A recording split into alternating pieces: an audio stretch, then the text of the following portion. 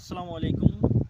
বাংলাদেশে দেখেন, বাংলাদেশে বলেন আর বিশ্বে বলেন, বাংলাদেশে সাধারণ মানুষের ভোট কিন্তু নিয়ে আপনার যারা প্রতিনিধি হয়, যারা চেয়ারম্যান হয়, মেম্বার হয়, আপনার কমিশনার হয়, আপনার এমপি হয়, সেখান থেকে মন্ত্রী হয়।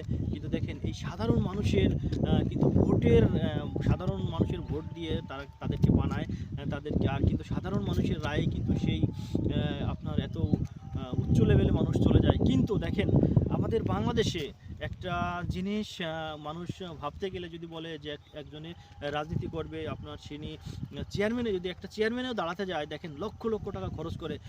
কিন্তু আসলে এটা তো রাজনীতির ভিতরে থাকা উচিত নয়। আপনি যখন একজন চেয়ারম্যান হবেন কিংবা এমপি হবেন, আপনি যাই হন, আপনি চাইবেন যে এদেশের মানুষের জন্য, দেশের কল্যাণের জন্য আমি কাজ করব। আপনার মাধ্যমে দেশের উন্নয়নমূলক কাজ হবে, দেশের ভালো কাজ হবে। কিন্তু আমরা কিন্তু তা করি না। আমরা দেখেন লক্ষ লক্ষ কোটি কোটি টাকা খরচ করে আমরা মানুষের যারা প্রতিনিধি হয়, বিশেষ করে তারা এত কোটি কোটি টাকা খরচ করে কিন্তু তারা আপনার সেই চেয়ারম্যান হোক, মেম্বার হোক, কিংবা এমপি হোক, আপনার যাই হোক, কিন্তু পরবর্তীতে সেই টাকাটা তোলার জন্য কিন্তু তারা উঠে পড়ে লাগে, দুর্নীতি করে। কিন্তু আমরা যদি এদেশে ভালো মানুষকে যদি প্রতিনিধি করি, ভালো তো মানুষকে যদি আপনার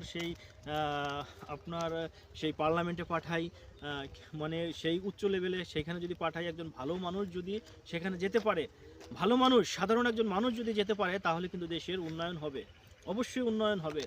একজন ভালো মানুষ যদি আপনার দেশের দেশের কোনো প্রতিনিধি হয়, তাহলে কিন্তু দেশের